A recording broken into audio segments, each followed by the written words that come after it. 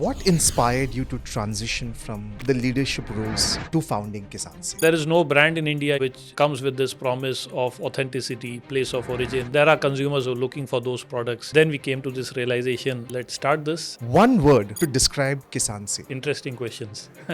How do you see Kisaan Se empowering rural enterprises? Kisaan Se essentially enables rural enterprises, farmers to add value to their produce. Maybe they were earlier selling their produce in bulk to a local 𝗕𝗲𝗄𝗧 or an aggregator. As a result of that, they were getting a very small share of the consumer pie. If you and I in a city spend 100 rupees to buy, say, a pack of atta, typically a farmer gets only 30 rupees out of the 100 rupees. So that's the first part, value addition. The second part is...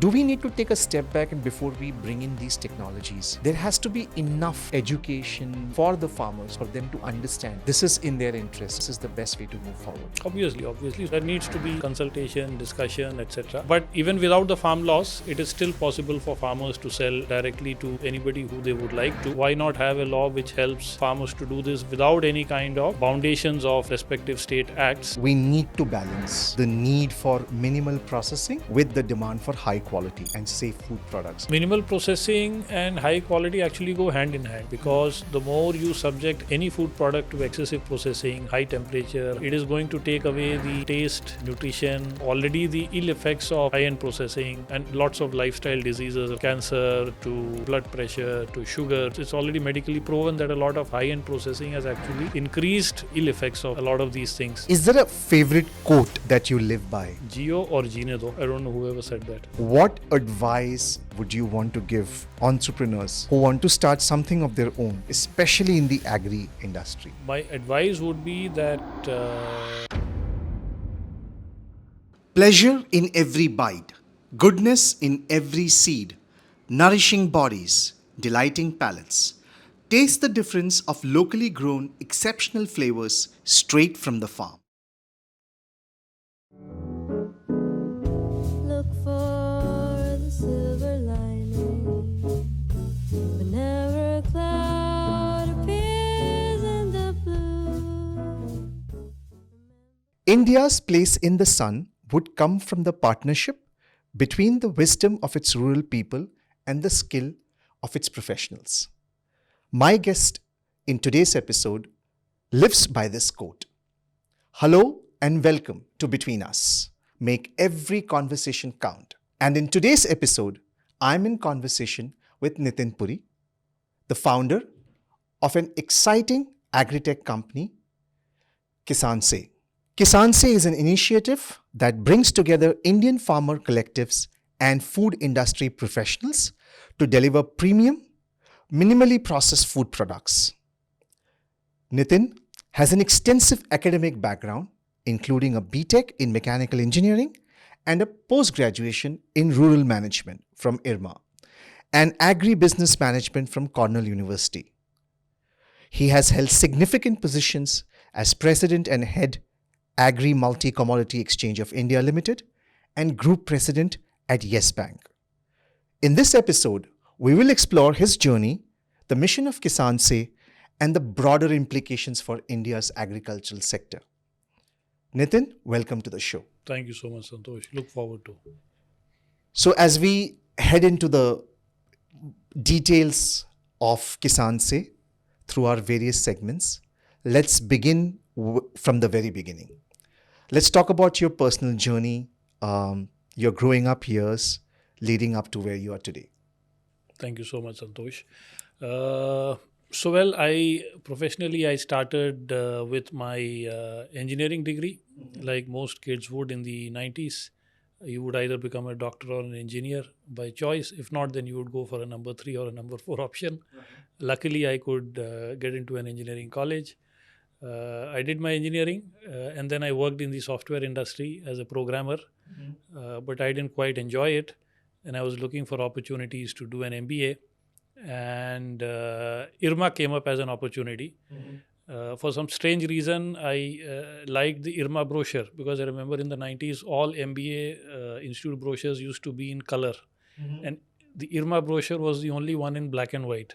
So somehow I had some kind of a fascination कि ये अलग से दिख रहा है और black and white color का है, कुछ तो अलग है. it's worth exploring. Uh-huh.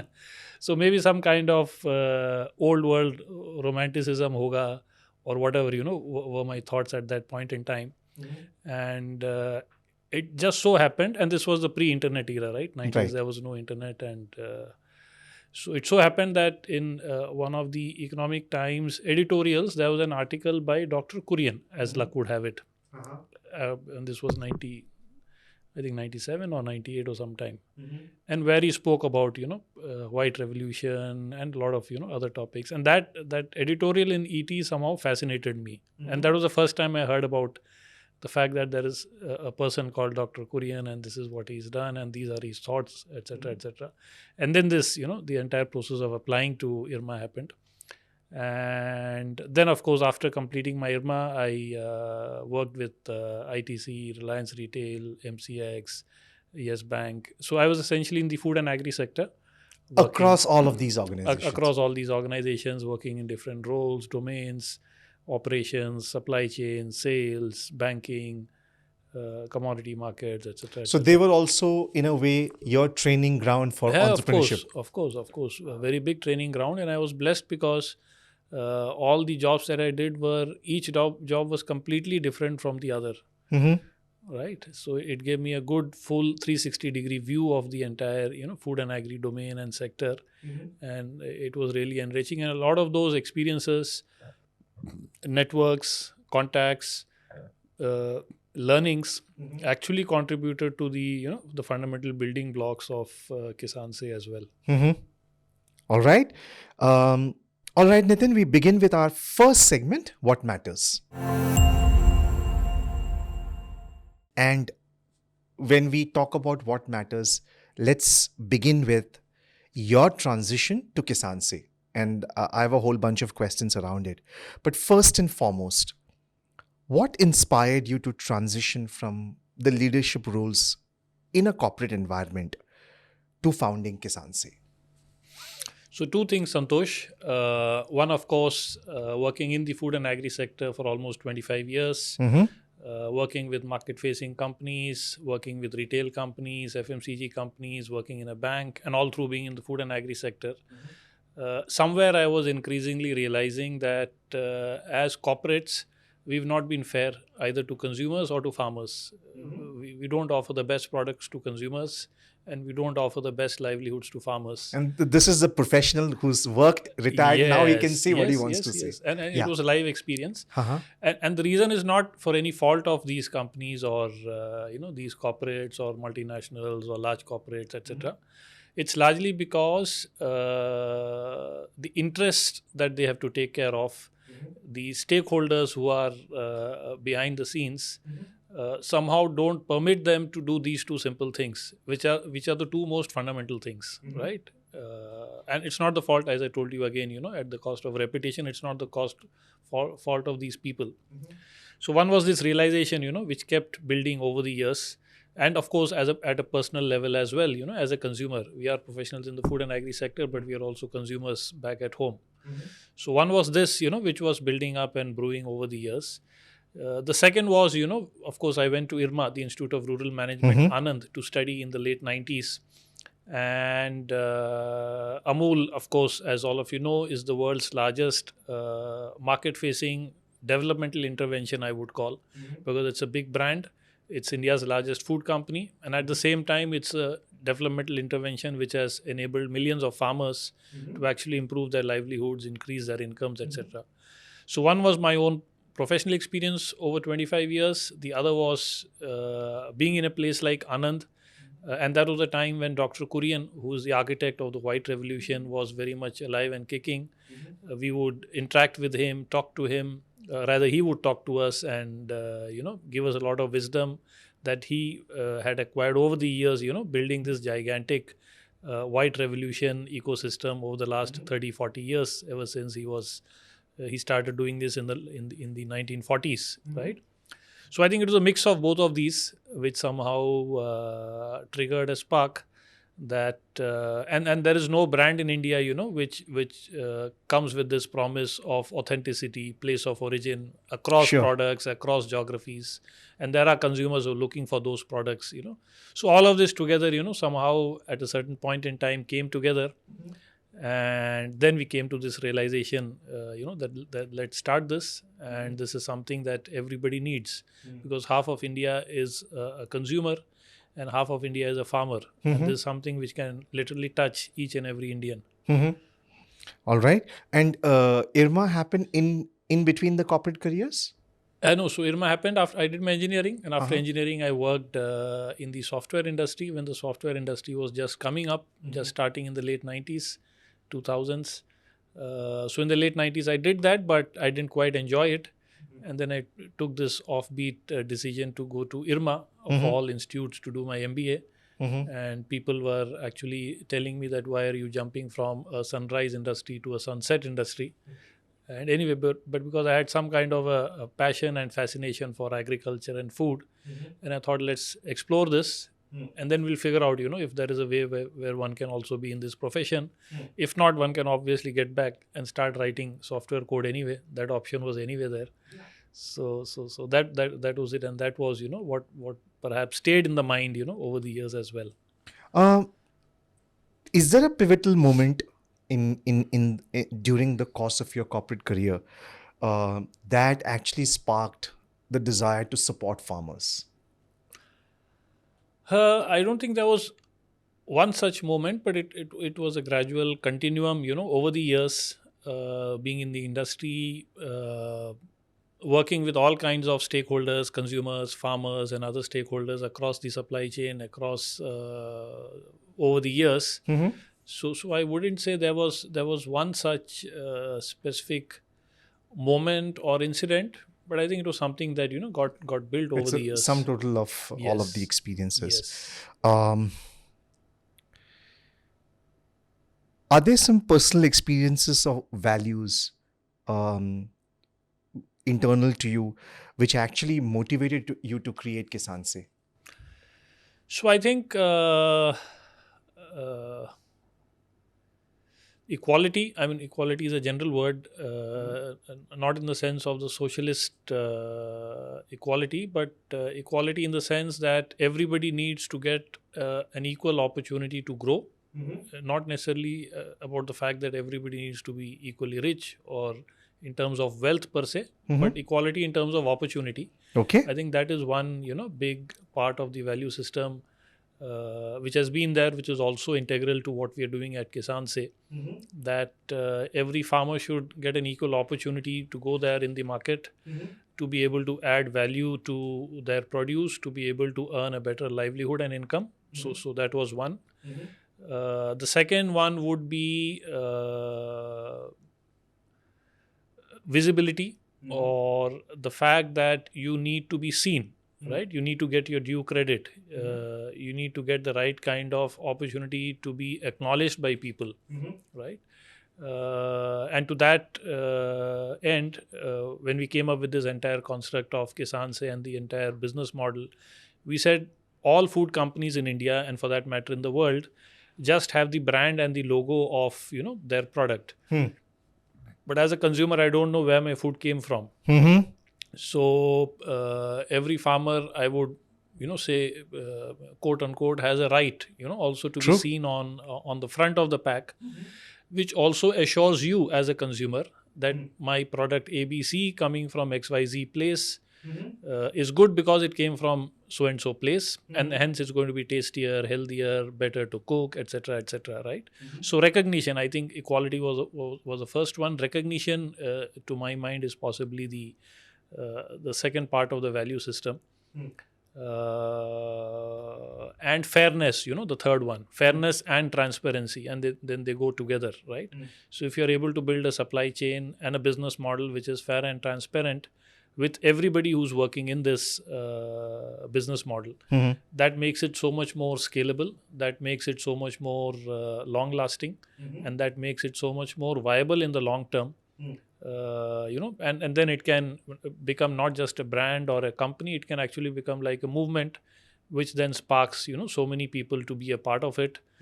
And then it just like an amoeba, it just keeps growing, on its own.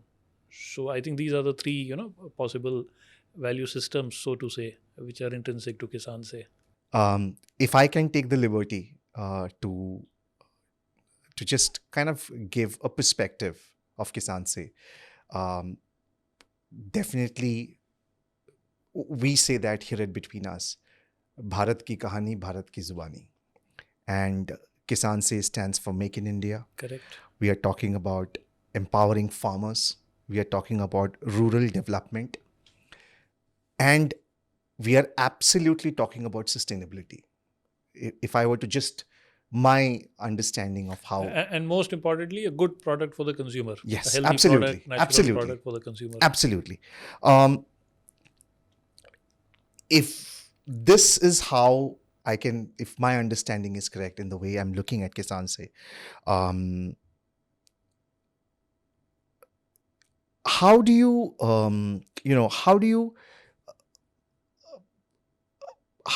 so, or rather I would say, there's a big talk about Atmanirbhar Bharat.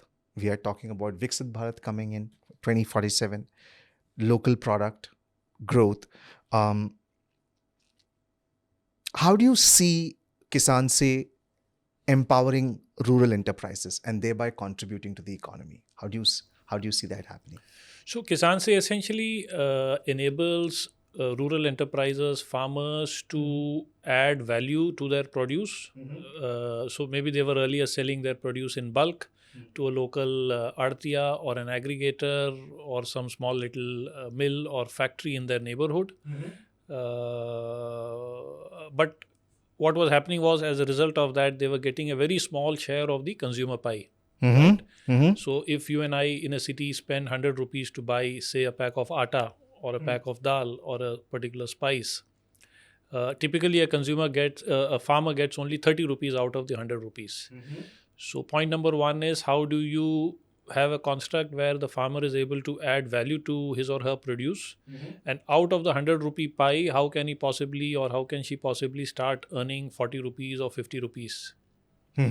Right? So that is something very, very essential and very, very basic.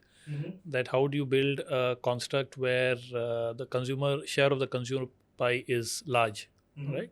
Because that then is going to give the farmer the incentive to reinvest in his or her farm as a business, if we call it.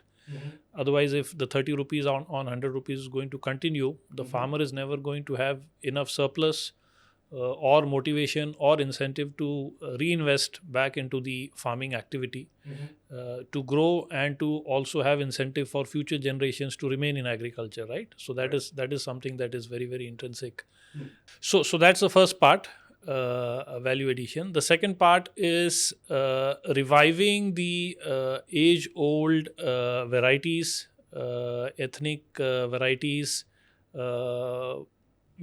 Agriculture has seen a lot of transformation with green revolution, a lot of commercialization, a lot of the technologies from the West having come in. But a lot of the indigenous breeds, a lot of the good quality products, a lot of the original, biodiversity that India had somehow got compromised in the last 40, 50 years, obviously because of commercial constraints.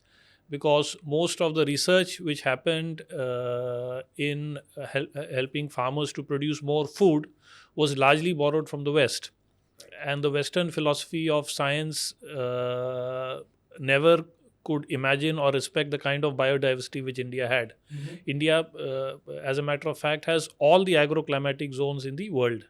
Right? So you have right from the deserts to the mountains, to the snow, to the backwaters, to the hills, right? But we never did the kind of research that we should have done from a scientific point of view to preserve this biodiversity. And this biodiversity is not just good for farmers in terms of helping them and enabling them to retain their identity and their biodiversity for that matter, but it's also equally important from a consumer point of view, because a lot of the hardy varieties, a lot of the indigenous varieties of food that we had were actually much more nutritious and much more tasty. than the new age developed varieties and hybrids that came in, largely borrowed from the West in terms of technology. So restoring that as well is another element of, empowering farmers, taking India forward.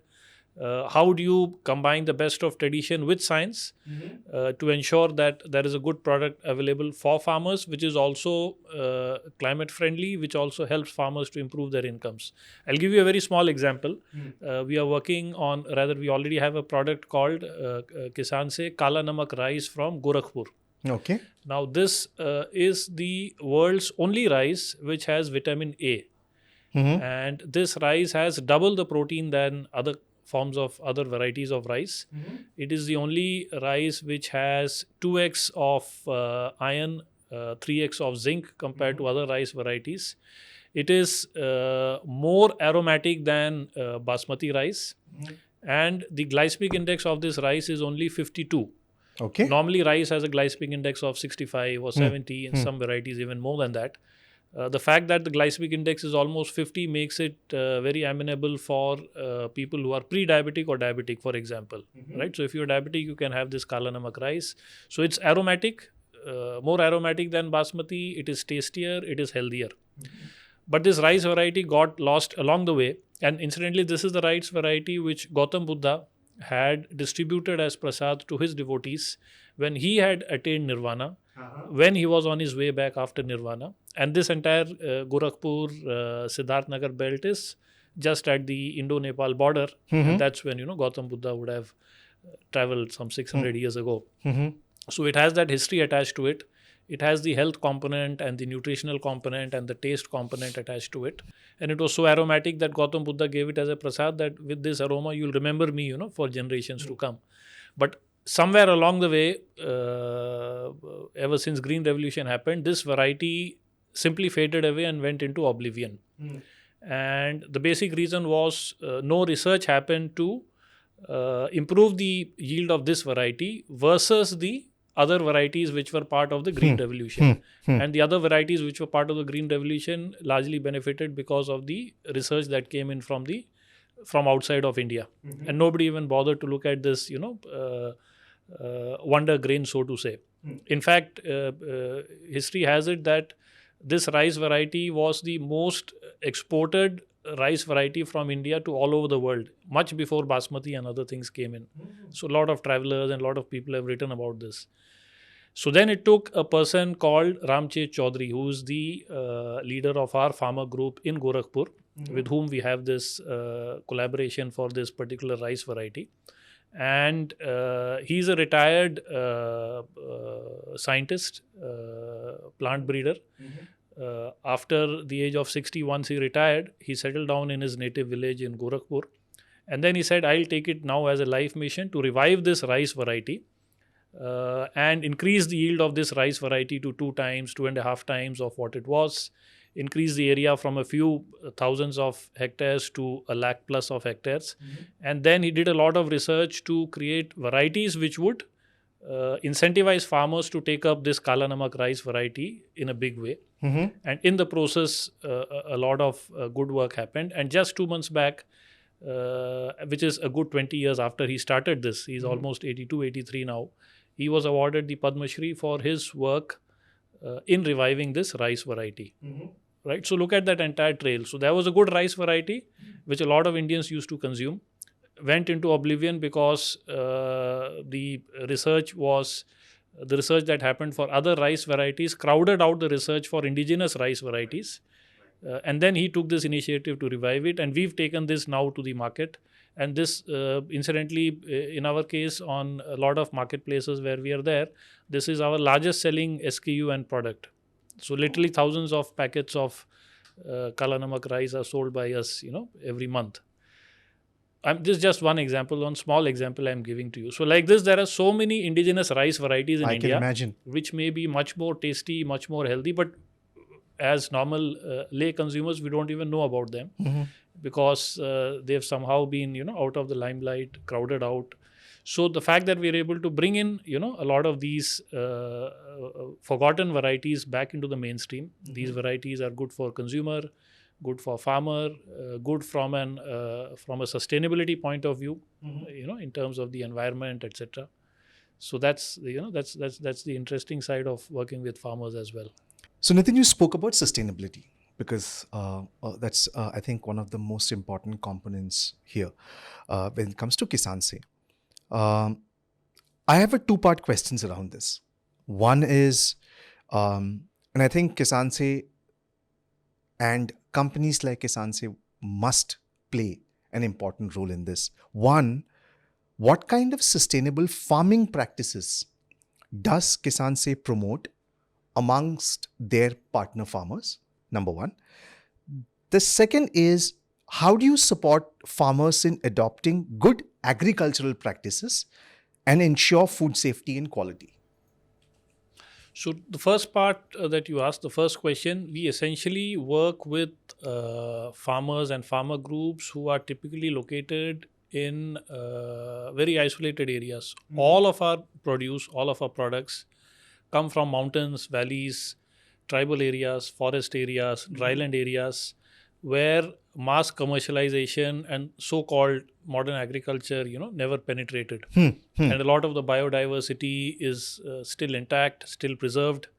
India has almost 170 million hectares of arable land area, and about 20% of this is natural farming, agroecologically sustainable, which is exactly these clusters that we are working in.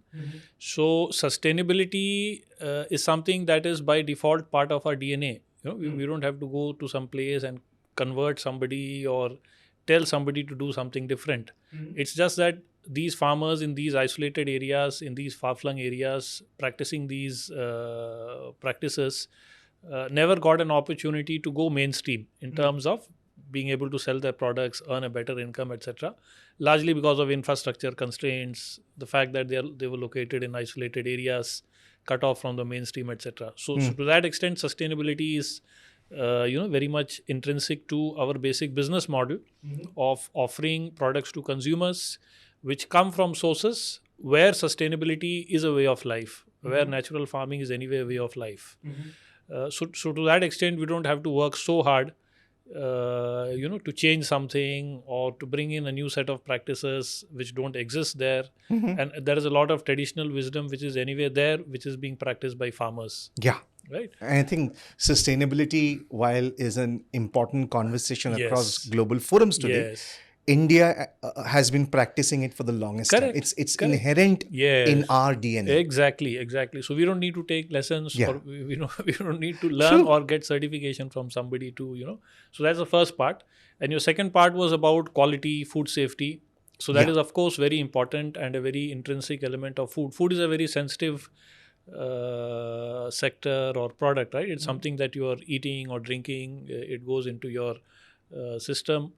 So you can't play around. You have to be very foolproof and sure about food safety, hygiene, compliances, labeling, and there are laws of the land. There is FSSAI. Consumers are very aware and very demanding about what they want to eat, what they don't want to eat. So there's a fair amount of intervention, hand-holding, capacity building, training that we do for each of these farmer groups in terms of how they grow their produce, how they handle the produce post-harvest. Once they bring the produce to the factory where they are processing in their own units, how do they ensure basic things like hygiene, food safety, product standardization, process standardization? How do they go about with the packaging? How do they come up with a product which is as good, if not better, than a product from a multinational or a large corporate? And if there is a Kisaan Se product coming from a certain farmer group, it should confidently sit on a supermarket shelf, eye to eye, shoulder to shoulder, just like any other multinational brand product or large corporate brand would, be there, right? So a lot of that intervention, a lot of that capacity building, hand holding is done by us. I think this is a lead up to this question is, how do you ensure the authenticity and the quality of the products? Sure. So authenticity and quality is the hallmark and the basic promise of a brand, right? Provenance. So Kisaan Se essentially stands for provenance. So if you're tired of your rajmas, which you have to soak overnight, which take an hour to cook, which take maybe 4 or 5 whistles of your cooker, and even after cooking they don't taste good, they don't cook consistently, or you're having a hard time digesting them, versus that we offer a rajma, for instance, which you don't need to soak overnight, which will cook faster, which will taste better. How that happens is through this entire system of ensuring that the processing happens at source. So most of the companies you will see in the commercial space, they will buy their produce, their raw material from multiple sources. Versus Kisaan Se will offer you a particular rajma from a particular place. If you want the best rajma, it will come from Munshari or Kapkot in Uttarakhand. If you want the world's best walnuts, it will come from Kupwada in Kashmir. If you want the world's best cardamom, it will come from Idukki in Kerala, right? And because it is cardamom coming from Idukki in Kerala, it is significantly stronger, better in terms of its aroma, taste, quality, versus using 2 pods or 3 pods which you would have otherwise been using from mixed origins in your regular food basket today. Versus that with the Kisaan Se Idukki cardamom, you just need to use 1 pod, right? And it's much more flavorful, tasty, etc. So how we ensure that we get a good product and how it is traceable to last mile? First of all, the processing and packaging is done at source. And we have farmer groups in various states of India. Farmer groups have created their own companies called FPCs, Farmer Producer Company. A Farmer Producer Company is essentially a private limited company where all the shareholders are farmers. So some 500, 1,000, 2,000, 5,000 farmers would come together, create a company and have their own infrastructure, where the produce would come in raw material form. It will be minimally processed, packaged at source.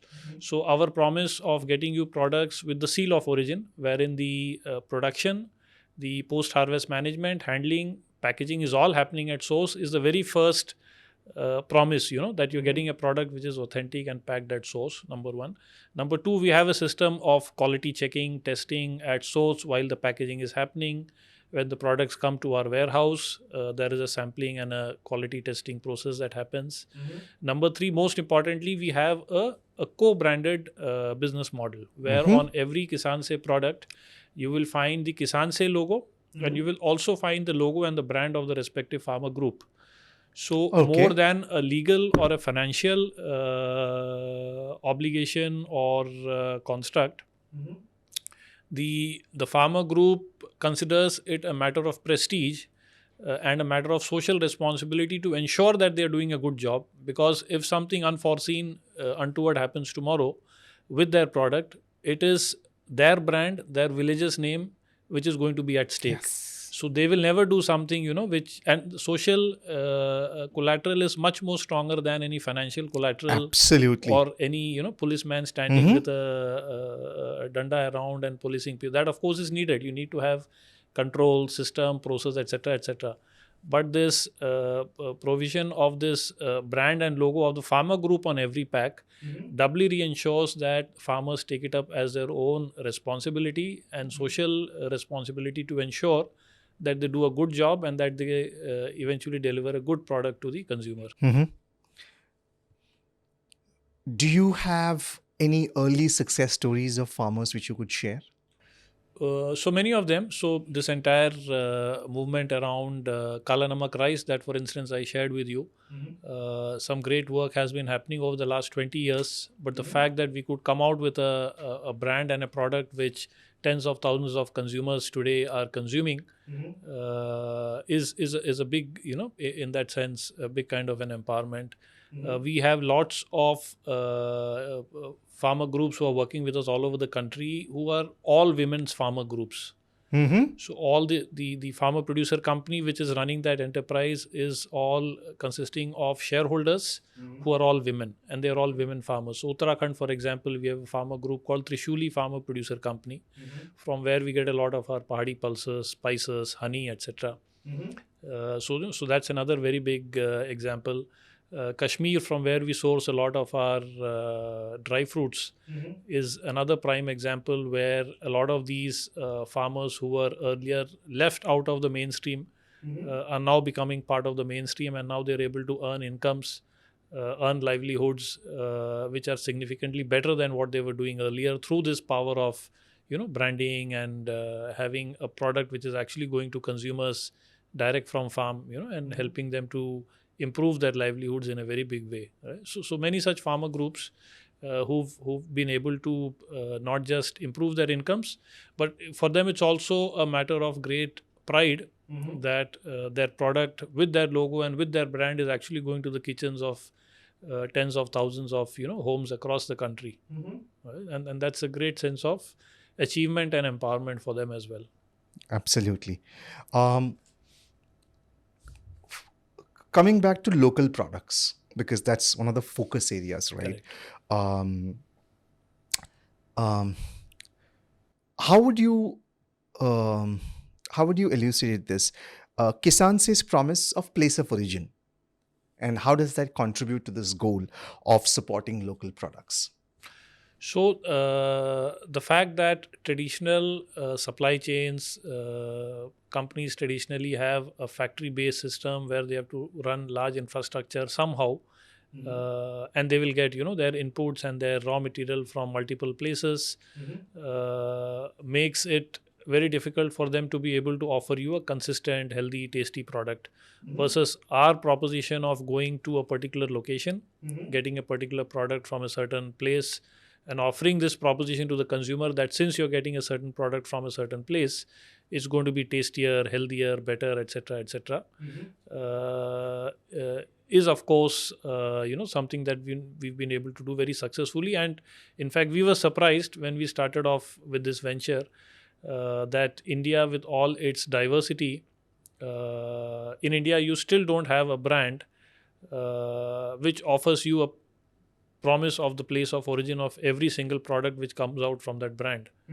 And what you're consuming from a mainstream food brand, you don't even know where the product comes from, what is the quality, etc., etc. So that has been and we were surprised when we were doing the market research at that point in time. And then we said, why not? And there are consumers out there who look for such products. There are consumers out there who want a particular rajma from a particular place, a particular walnut from a particular place, because they've seen it, they've heard about it, they've tasted it in the past, but somehow in the last couple of 20-30 years, because of mass rapid commercialization, etc., some of them really vanished away, and large supply chains took over. So that has been a very big opportunity for us to capitalize on this lost heritage and provenance value of many of these products. And what we've done is just to revive them through a brand construct, through a supply chain construct, to bring a lot of these products back into the mainstream. Okay. We talk about we live in a globalized economy, and I feel it becomes all the more important to support our local products and farmer enterprises. How do you go about identifying your partner farmers? Because and what are the criterias you have to ensure that these partnerships align with your mission? Sure.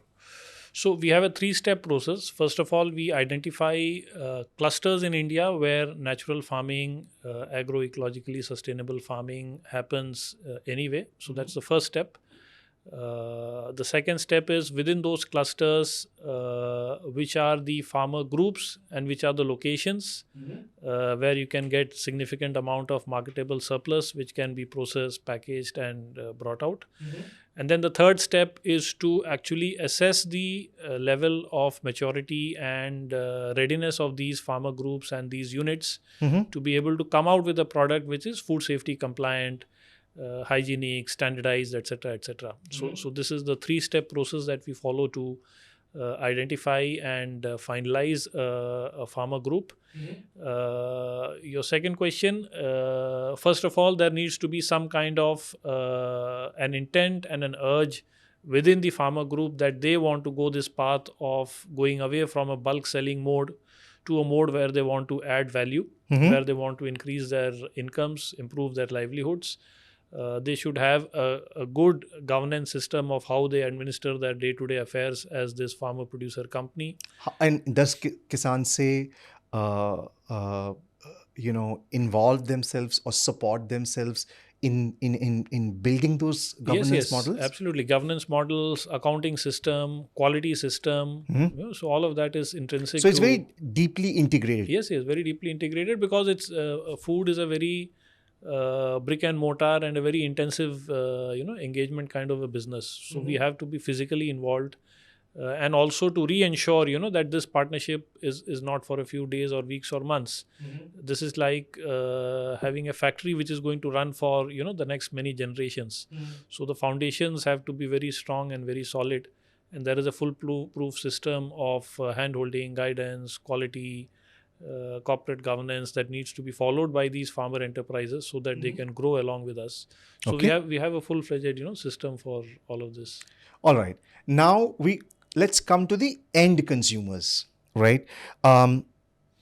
So obviously consumers' contribution and support is essential for the mission of Kisaan Se to succeed. Correct. How do you go about educating and engaging your consumers about sustainable agriculture and about supporting rural enterprises? Because I think that's an important aspect. Correct. We live in this bubble of cities, and somehow we always have tried to align ourselves to these so-called global brands. So I think it's important to educate and engage consumers, Absolutely. which I think any business you have Obviously, to, but obviously. especially this one. Obviously. So two significant ways in which we do this. One is, of course, the tried and tested way of engaging online. So if you're on a marketplace or if you have your own web store, you would run your campaigns or ads or awareness programs, on digital media. So that is, one thing that we do. But the second one, which is something that we do very, very intensively, is to actually go to consumers, talk to them. So every month we have almost 100 plus events, almost 20 to 25 every week, where we spend time, weekdays we spend time in corporate offices, and weekends we spend time in housing societies, condominiums, markets, malls, where we actually take all our products. So today we have 50 products, and diversity, right from walnut from Kashmir and cardamom from Kerala and pulses from Maharashtra, etc., etc. So take all of these products, enable consumers to experience these products, taste these products, and find out the perceptible difference between what they've been having so far and how this is different. How it tastes, how it cooks, how it is more nutritious, how it is more healthy, etc., etc. So this touch and feel initiative of activation using sampling and going to people, communities, actually creates a lot of impact. And what we see is, once we do this, we are able to convert a lot of these activation initiatives into online orders. The moment we would do an activity like this in a corporate or a housing society, within a few days we see a sea of online orders coming in from those very same locations, which we keep monitoring. Because food, unlike clothing or a mobile phone, is not something which comes from a factory, which you will just see on your computer screen or mobile, and you say I like it or I don't like it because of the specs A, B, C, D, E. Right? So this is something more than that. This is more about touch and feel, experiencing the difference, for yourself. So this engagement, of doing this offline, face-to-face, eye-to-eye engagement with consumers, helping them experience products, is a very, very strong way. We've experienced very, very effective way of engaging, educating, and reaching out to consumers. So Nitin, we come to the last part of the What Matters segment. One, some of the biggest challenges you faced through this journey of Kisaan Se. Some key achievements, early stage achievements as you go through this journey. And the most important part, which I think every entrepreneur need to ask themselves, how do I measure the success? And when it comes to Kisaan Se, in terms of business objectives and the social impact. Sure. So challenges, of course, were many. Whenever you start a new initiative, venture, it's bound to be filled with challenges. But I think the biggest challenge, obviously, was to get that first few farmers to listen to us, to agree to us, to be a part of this initiative, because farmers traditionally have, how would I put it? A lot of people from cities, urban areas, input companies, food companies, agri companies have been engaging with, talking to, interacting with farmers. And in a lot of cases, unfortunately, a lot of farmers have been fooled, or a lot of farmers have been promised a lot of things, and actually, something else would have happened, right? So farmers are generally very suspicious of, people from cities, people from companies, people from corporates coming to them with, one more scheme, so-called scheme, or initiative or project, or whatever. Yeah. So I think that's where the motto of Kisaan Se, authenticity, comes in. yes, that's where it comes in. But the moment we brought in this exact element of co-branding, that would be the decision changing moment, when we would tell them that, hey, we will come out with a brand where it's not just Kisaan Se is for all of you all over India, but we will also have your pharma group logo on the pack. That actually, turned the tables, and that actually changed the conversation immediately 180 degrees. And then they would wonder and say that, hey, we will have our brand, हमारा नाम होगा pack के ऊपर, हमारा लोगो जाएगा, हमारी पहचान जाएगी घर घर में. हमने कहा yes.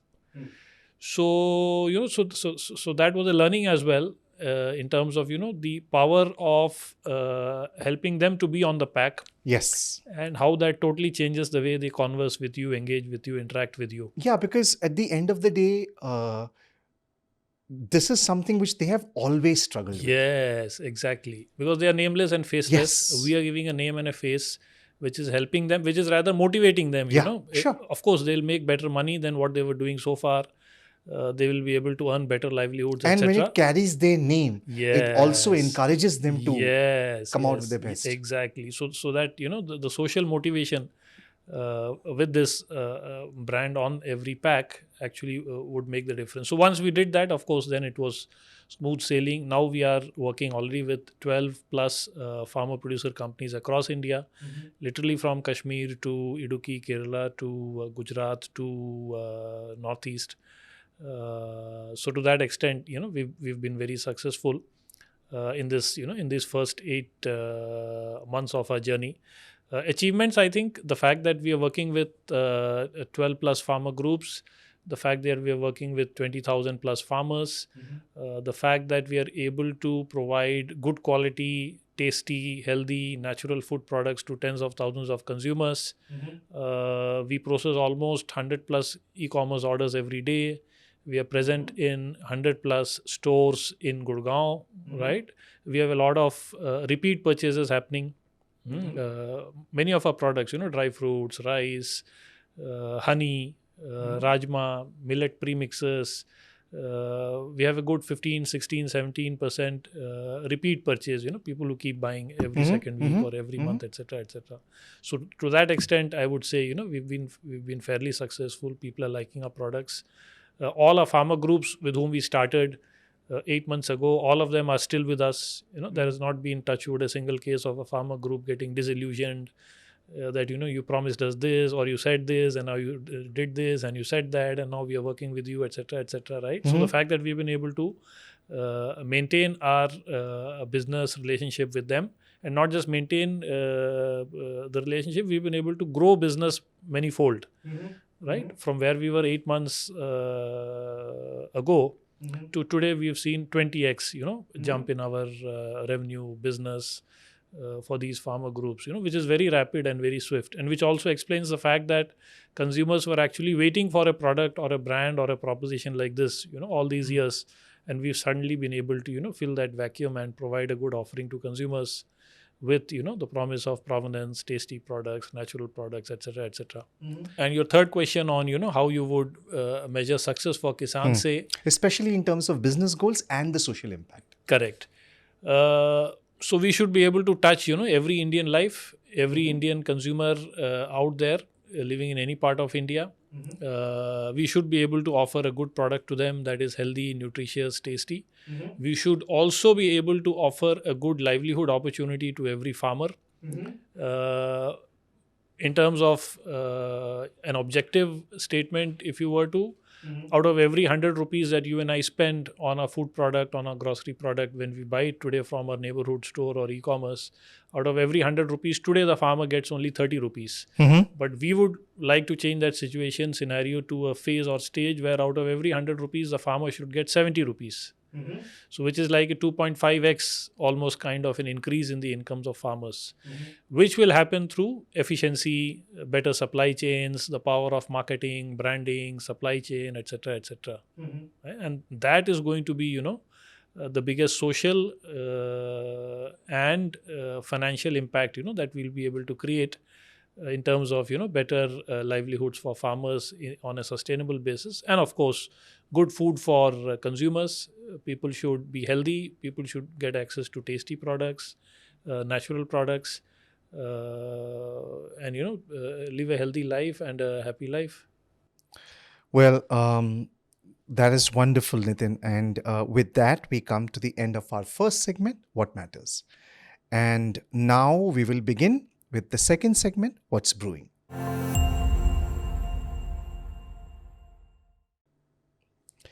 So, Nitin, what's brewing at this point in time at Kisaan 𝗓𝗲? So we've just a couple of days back introduced a very unique product. It's called Himalayan A2 Badri cow ghee. So Badrinath, you of course know, it's a very special, auspicious place in Indian, history and mythology. So there is this breed of cow called Badri cow. Right, and we've brought out this ghee which is made the traditional way using the 𝗕𝗲𝗁 methodology. The 𝗕𝗲𝗁 technique is, so there are two ways of making ghee. One is you make it from the cream, which is more the industrial way of doing it at large scale. The other way is using the churning process where you make the curd, and out of that whatever butter comes out, you make the ghee out of that. And there is a certain time, duration, way in which that process has to be done. So the 𝗕𝗁𝗁, the traditional 𝗕𝗁𝗁 method is gives you a significantly tastier and a better product and a more nutritious product.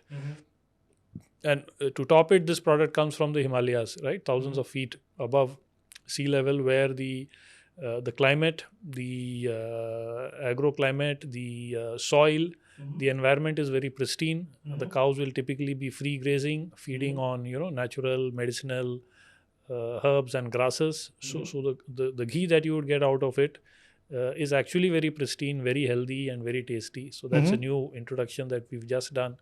We are soon coming out with a range of pickles from different parts of the country.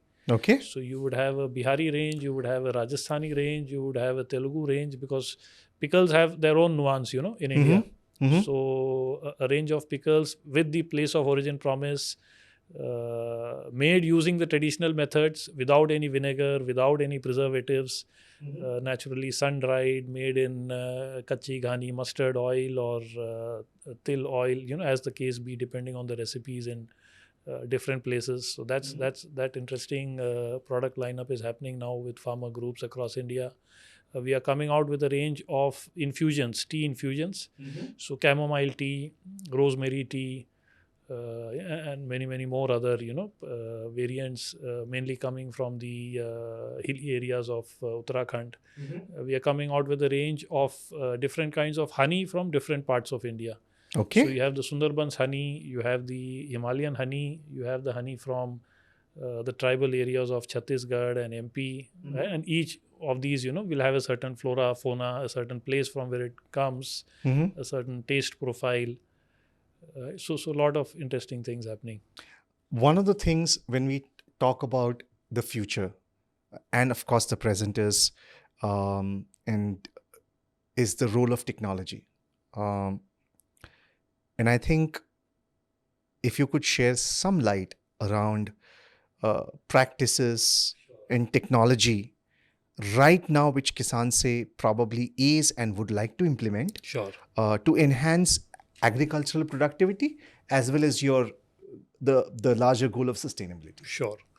So I'll give you a very direct and live example. So we are building an app where farmers at the click of a button will be able to see their finished products sitting in our central warehouse and sitting in various depots all over the country and sitting in the e-commerce warehouses of various e-commerce e-marketplaces that we are on.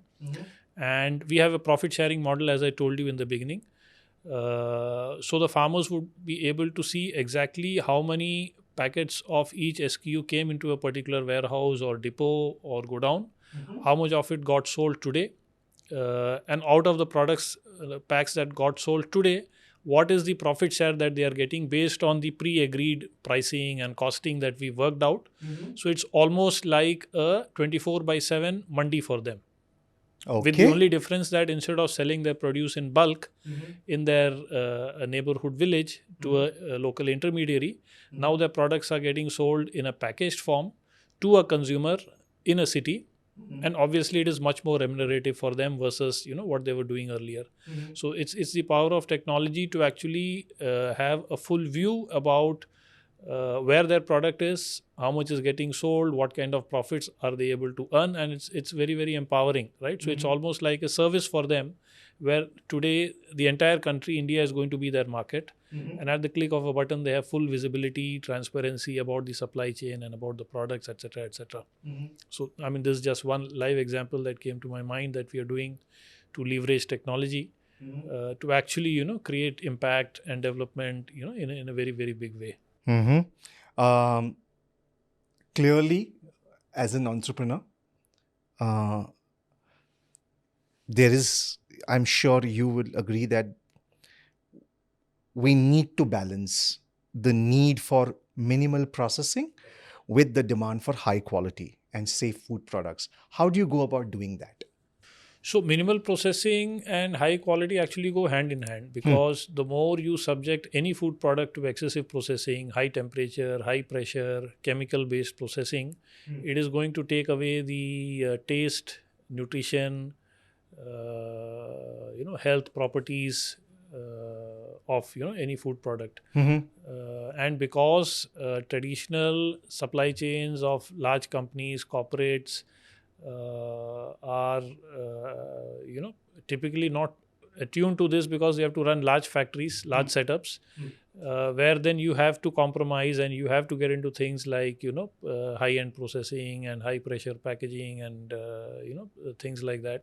Versus that, our setups are small, right? Small setups where you don't have the pressures of running a large factory with tens of hundreds of trucks coming in every day and going out, and you then being forced to do literally anything and everything to ensure that your factory runs. Since it's a small little unit, self-contained, easily controllable within the bandwidth of that particular farmer enterprise, it makes it so much more amenable, to minimal processing, packaging in small batches, not much significant use of any kind of chemical or high-end processing, right? And the world, anyway, you will observe, Santosh, is if you just Google search and if you go through a lot of literature, the world is anyway going into this zone of minimal processing. Already the ill effects of high-end processing and the kind of long-term effect it has on and lots of lifestyle diseases, right from cancer to blood pressure to sugar to whatnot. It's already medically proven that a lot of high-end processing has actually increased the recurrence and the ill effects of a lot of these things. So to my mind, what we are doing at Kisaan Se is also helping people to lead healthier lifestyles, get access to tastier products, natural products and healthy products versus what they would have been consuming earlier. Is there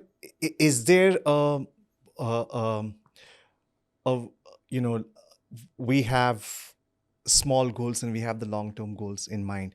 Is there something you've set yourself for with Kisaan Se over the next 5, 10, 15, 20 years? And where do you see this moving forward? So over the next 4 to 5 years, we will easily, be working with close to 250, 300 farmer groups spread all over India. We will have a portfolio of almost 400 to 450 products and as many SKUs. We will reach to over 60-70% of Indian consumers. We will have a wide range of product assortment and categories. And as I told you, the larger vision over the longer period of time is that every Indian consumer should have access to the best food products. And when we say best, it is healthy, tasty, natural. And every Indian farmer should be able to access the best livelihoods, which is more prosperity, better incomes, better self-esteem, better recognition, etc., etc. Okay. This is, I would still call it as a part of our What's Brewing segment. What advice would you want to give entrepreneurs who want to start something of their own, especially in the agri industry? And second part to that question is, what qualities or skills, apart from the other qualities of, grinding it out, working it out harder, specific skills you believe are essential for success in this field? So, my advice would be that keep your principles simple and straightforward. Don't get into complex things. Have your objective as simple as, for example, at Kisaan say it is simple, good food for consumers and good livelihoods for farmers. So keeping your end objective very simple and then working towards it helps to, decomplicate and simplify a lot of things in your, day-to-day plans and activities and strategies. So that's one advice.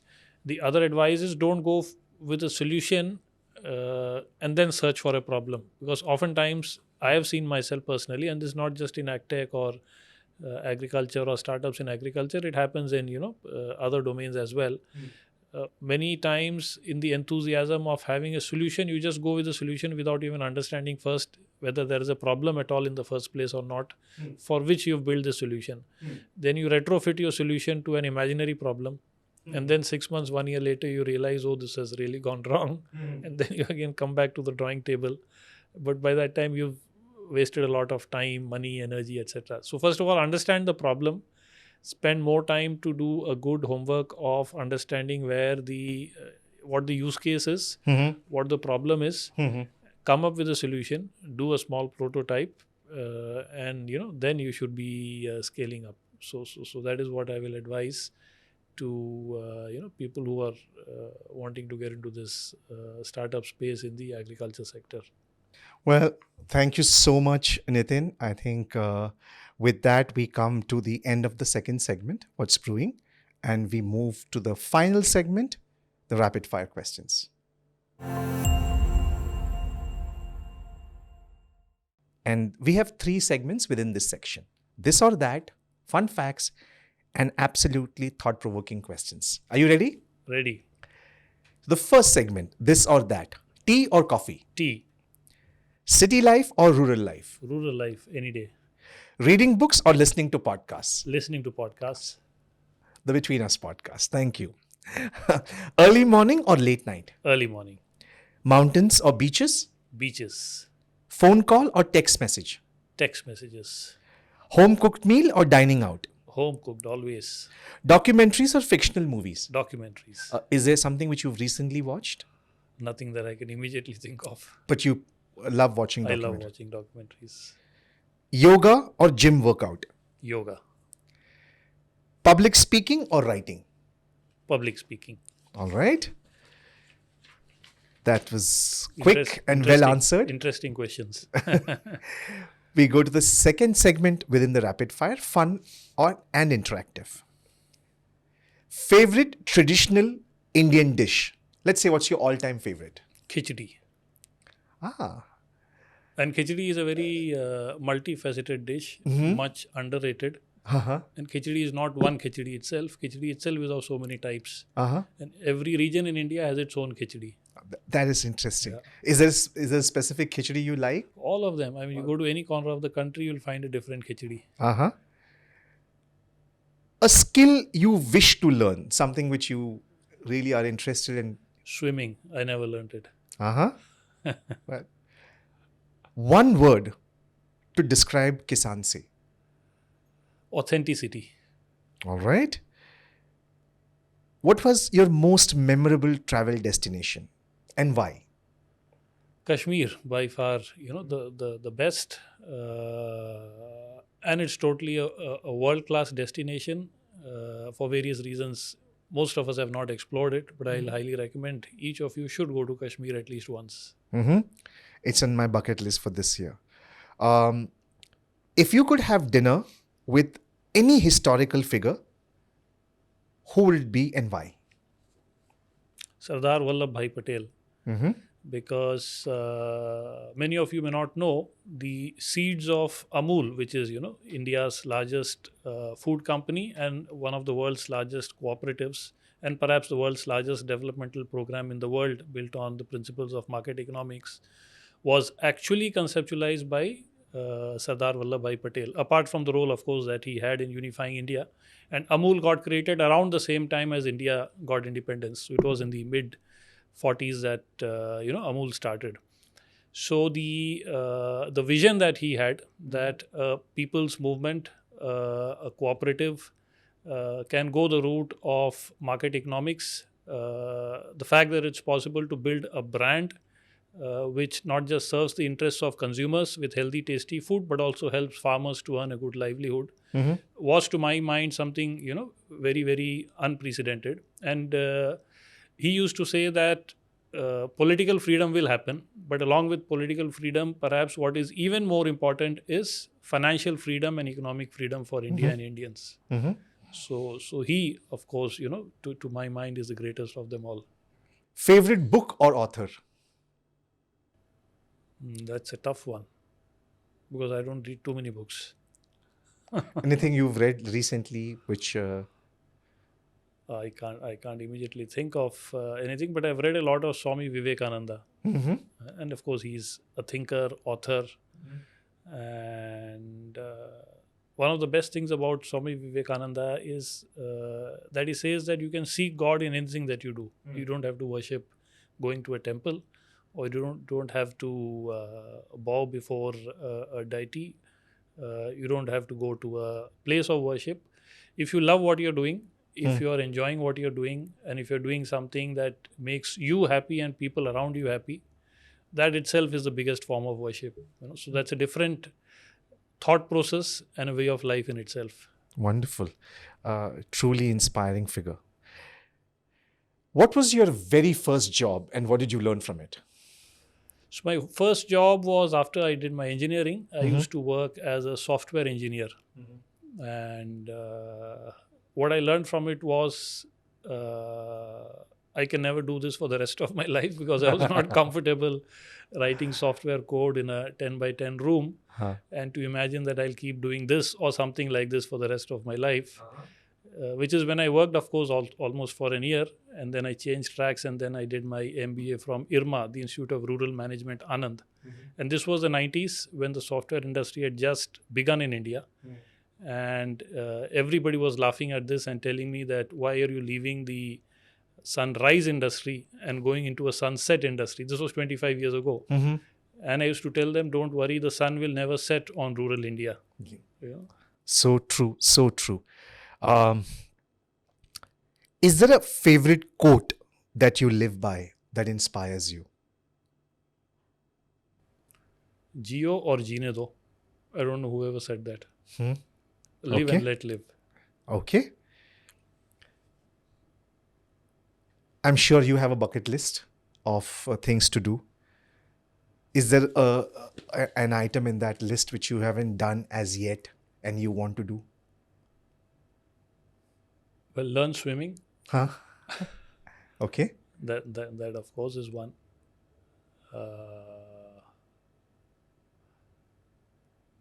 I can't think of anything else at the moment. Okay.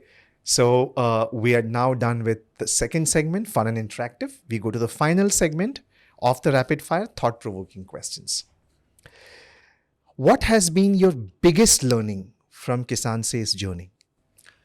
So the biggest learning has been that it is very much possible to build a market-facing model which addresses the needs of the market, consumers, and the people that you're serving on the consumption, on the demand side, while at the same time ensuring that you're building a model which will also take care equally of the people behind those food products, the farmers. Okay. So normally what happens is these are two divided buckets. Normally you see market forces, brands, the entire market-facing discourse as something different, and the development of farmers is more, normally seen as some kind of an NGO activity, some kind of a sarkari activity, some kind of a non-for-profit kind of an activity.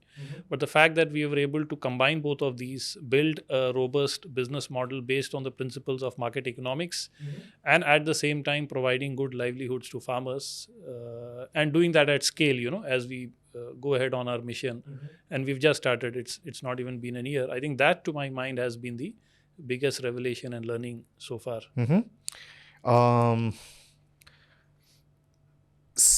Since you are in this space, what do you, in your opinion, how do you see the future of agriculture over the next decade? So agriculture has evolved over the years, keeping in mind the changing cultural, social, consumption needs of consumers, markets. The single biggest change that is going to happen is the role of technology in agriculture. And technology is not just about better seeds or better inputs, more on the farm-facing side, but also about potentially the use of the internet, the digital revolution, AI. I think all of these things are something very fundamental to a drastic reform in agriculture that's going to happen in the next couple of years and decades. And this space needs to be watched out for. So are there initiatives already happening for the farmers to really start to embrace technology? Is that in the process? Yeah, it's in the process. And a lot of private sector initiatives, a lot of government initiatives have been happening in this space. And technology in general as an area that can actually help support farmers to improve their livelihoods, improve their incomes, make farming more climate smart, more efficient, is in the process, is in the works. Okay, wonderful. One advice you would give to your younger self, what would it be? I think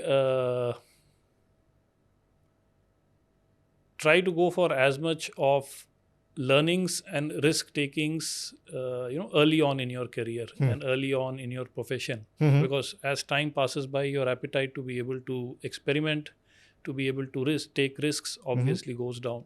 So take more risks, take more chances in the early stages of your profession, career, life. That helps you to build a much more solid foundation for yourself in the long run. Oh, okay. How do you see technology transforming the agricultural sector? If you could probably list out a few things. So think of a simple thing like e-commerce, right? The way, for example, Kisaan Se has created a network where you have a brand which is going to consumers. You have a network of farmer groups, farmer enterprises who are processing, packaging all of these products. And from a scenario where earlier they were selling most of these products in bulk to some local intermediary, they are now in a position to value add to their produce, come out with products which are branded, packaged in consumer format, and at the click of a button, through a marketplace, through an e-commerce platform, a consumer anywhere in India or anywhere in the world is able to buy a particular product coming from a particular place, which would have been impossible if technology were not there, right? So how technology has helped farmers to add value to their produce, help increase their incomes, help improve their livelihoods, is something, that is truly transformational. And we are experiencing that firsthand ourselves as we build, the entire Kisaan Se movement and network. Awesome. Since you've worked in multiple enterprises, as during the course of our conversation, there are two-part questions I have. One is, how do you balance the demands of running a profitable business along with the purpose of creating social impact? That's one part of the question. The second part of the question is, what role does the community play in general in the success of a business? And I think also, how do you see the community coming forward to the success of Kisaan Se per se, as you start to engage with them? Sure. So,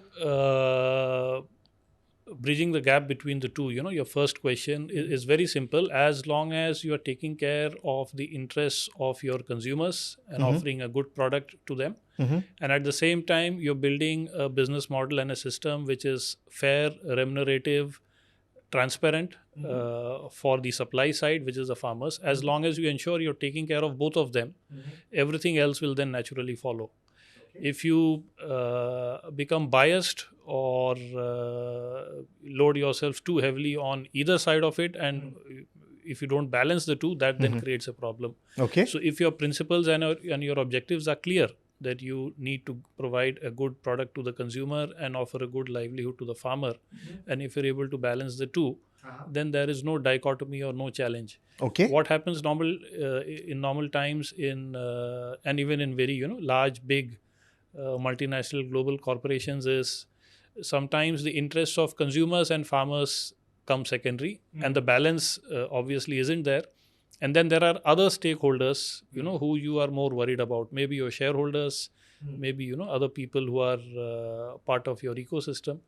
And once that compromise happens, that is when things, start going downhill. And the importance of the community obviously is paramount.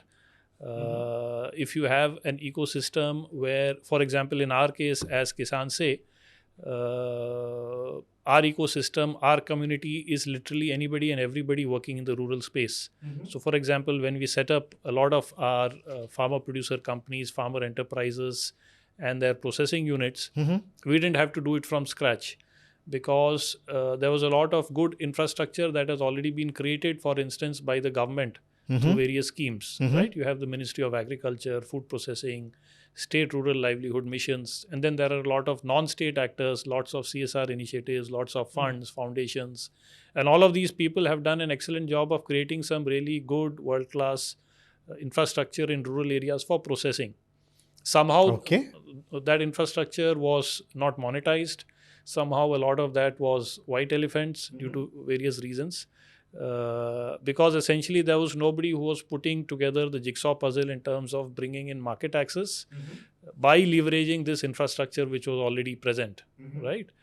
So the power of the community was essentially this, that if Kisaan Se was able to talk to, a state government or a certain ministry of the government of India, or a certain initiative happening in a certain tehsil or village, where a lot of the work was already done in terms of creating these farmer groups and the infrastructure that was already present there for manufacturing, processing.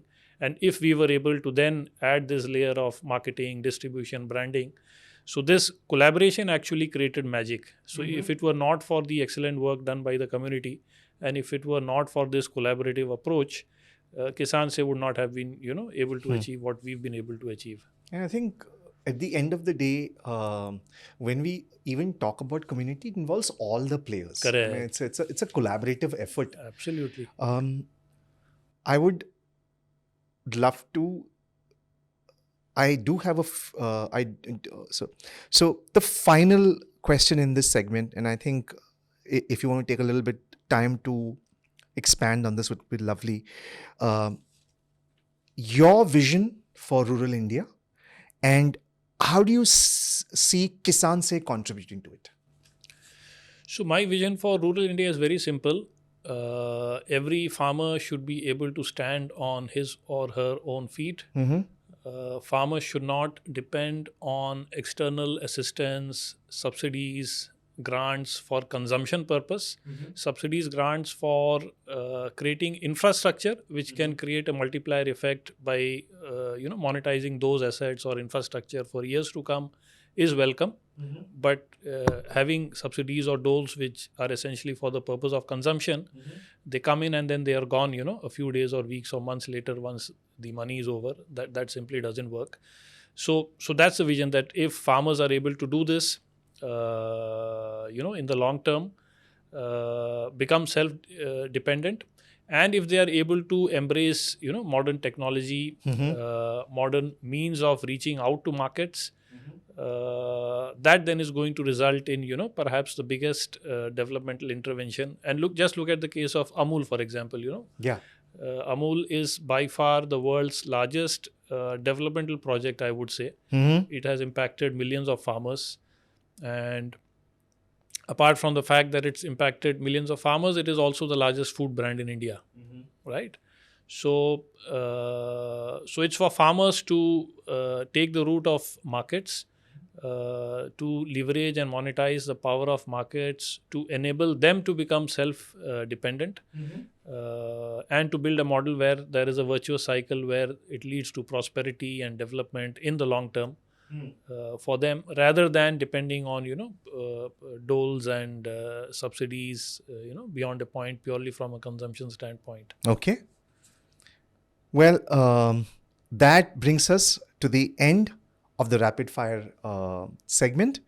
And it has been my absolute pleasure talking to you, Nitin. So Nitin, thank you so much once again for taking time off and sharing your journey with us, your insightful journey with us. And I hope that Kisaan Se would revolutionize not just the food industry, but your long-term focus on empowering the rural communities, promoting sustainable practices. Any last thoughts you have which you would like to share with our viewers and listeners? No, I think the next maybe 10 years or 15 years in India are going to be truly interesting because of a range of changes that are happening in consumer mindsets, in the way the rural landscape is changing, the way technology is shaping up our lives. So these are interesting times. And to my mind, this is the most interesting phase perhaps ever in the history of the world, to be in India, to work in India. And we are really privileged, that we are living in these times. Yes. And I'm really looking forward to, these times ahead. Absolutely, Nitin. And as Nitin mentioned, it's truly a privilege to be living in India. And I would add, making in India, empowering everyone, because true growth is inclusive growth. During the course of his conversation, the few things which I could take away was, of course, the fact that we would make in India, we would create products in India, at the same time empower our farmers, overall rural development. जो कहते हैं भारत की कहानी भारत की ज़ुबानी. The significance of our local product came through during this conversation, at least for me. Sustainability, although a topic of conversation at global stage, but I think this has been a part of our DNA in Bharat for a very long time to come. The way we live, the way we eat. And I truly, truly enjoyed this conversation. And between us, as we say, the most important conversation is the conversation we have with ourselves. And I hope we continue to have these conversations. Until next time, stay safe, stay healthy. Thank you for listening to this episode of the Between Us podcast. This podcast was recorded, edited, and processed at Metrol Studios in Noida. The producer is Santosh Kumar, and the associate producer is Samyak Kamble. The Between Us podcast uploads episode weekly, and we'll see you next time.